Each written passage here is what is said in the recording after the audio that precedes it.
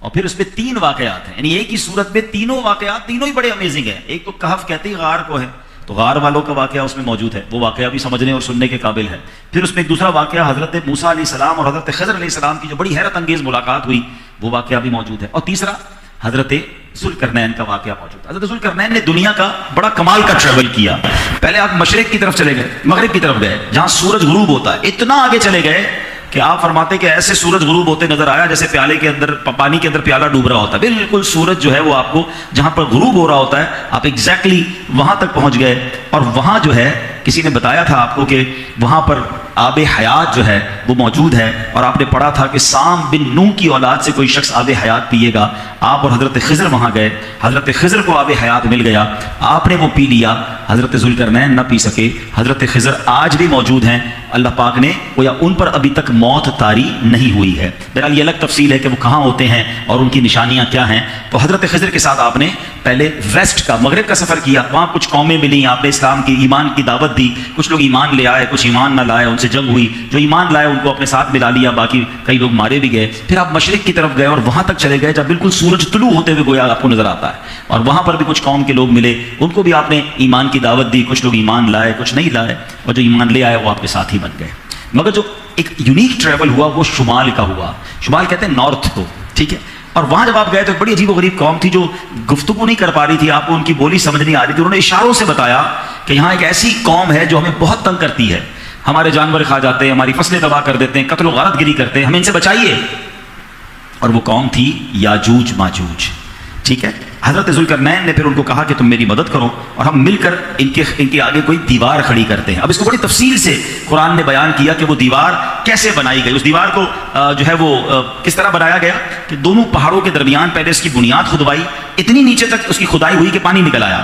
اس کے بعد آپ نے پگھلائے ہوئے تانبے سے ان دونوں پہاڑوں کے درمیان جو ہے اس بنیاد میں وہ سیسا پلا کر کانکریٹ کی گویا مضبوط اس کی بنیاد ڈالی، اور اس کے بعد لوہے کے تختے نیچے اور اوپر چن کر ان کے درمیان لکڑی، اور پھر لکڑی میں کوئلہ بھروا دیا اور اس میں آگ لگوائی، اور اتنی مضبوط اس دیوار کو، جس کو کہنا آج کی زبان میں کہتے ہیں کانکریٹ کی بڑی مضبوط دیوار بنائی، اور پھر اس کو جناب پہاڑ کی بلندی تک اونچا کر دیا، اور دونوں پہاڑوں کے درمیان کوئی جگہ نہ چھوڑی گئی، اور پھر پگھلا ہوا تانبا دیوار میں پلایا گیا. اس سے یہ دیوار بڑی مضبوط بڑی مستحکم ہو گئی.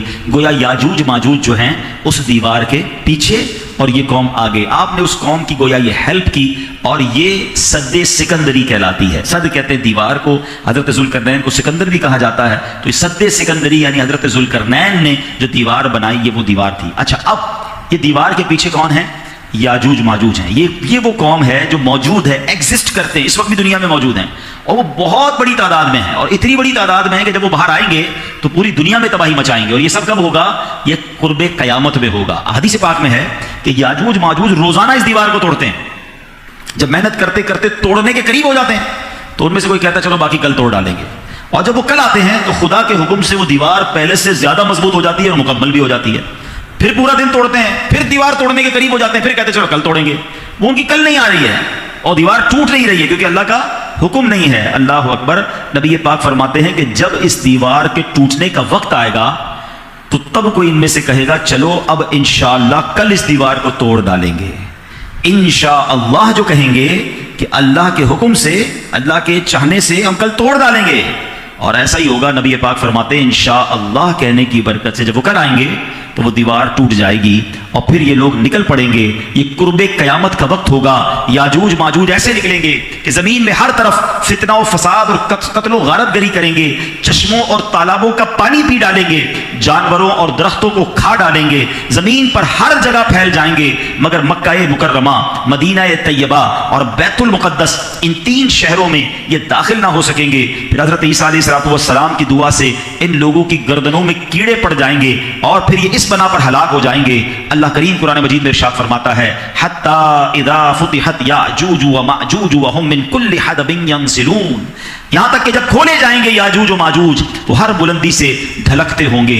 تفسیر قرآن صراط الجنان میں مزید اس بارے میں مفتی صاحب نے لکھا کہ صدر الشریعہ بدر الطریقہ مفتی امجد علی اعظمی صاحب لکھتے ہیں بعد قتل دجال. یہ ہوگا کب؟ جب دجال کو قتل کر دیا جائے گا، حضرت عیسیٰ علیہ السلام کو حکم ہوگا کہ مسلمانوں کو کوہ طور پر لے جاؤ. اس وقت دنیا میں جو مسلمان ہوں گے وہ حضرت عیسیٰ کے ساتھ کوہ طور پہاڑی پر چلے جائیں گے، اور اب وہ یاجوج ماجوج ظاہر ہوں گے. یہ ایسی قوم ہوگی جس سے کسی کو لڑنے کی طاقت نہیں ہوگی. مسلمانوں کے کوہ طور پر جانے کے بعد یہ ظاہر ہوں گے، اور یہ ہوں گے کتنے ہیں؟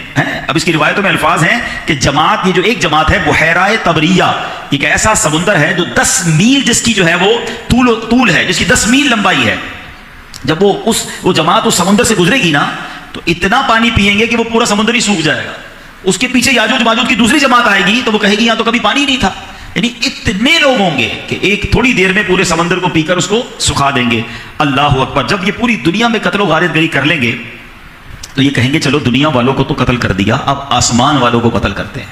اور پھر یہ آسمان کی طرف تیر چلائیں گے، اور اللہ کی قدرت کے جب وہ تیر واپس آئیں گے تو خون آلود ہوں گے، تو یہ سمجھیں گے کہ ہم نے آسمان والوں کو بھی معاذ اللہ قتل کر دیا ہے. یہ اپنی حرکتوں میں مشغول ہوں گے، اور وہاں پہاڑ پر حضرت عیسیٰ علیہ السلام ایمان والوں کے ساتھ محصور ہوں گے، یہاں تک کہ ان کے نزدیک گائے کے سر کی وہ بقعت ہوگی جو آج تمہارے نزدیک 100 اشرفیوں کی نہیں، کیونکہ نہ کھانے پینے کو شارٹیج ہو جائے گی، تھوڑا سا کھانا بھی بہت بہت زیادہ اہمیت کا حامل ہو جائے گا.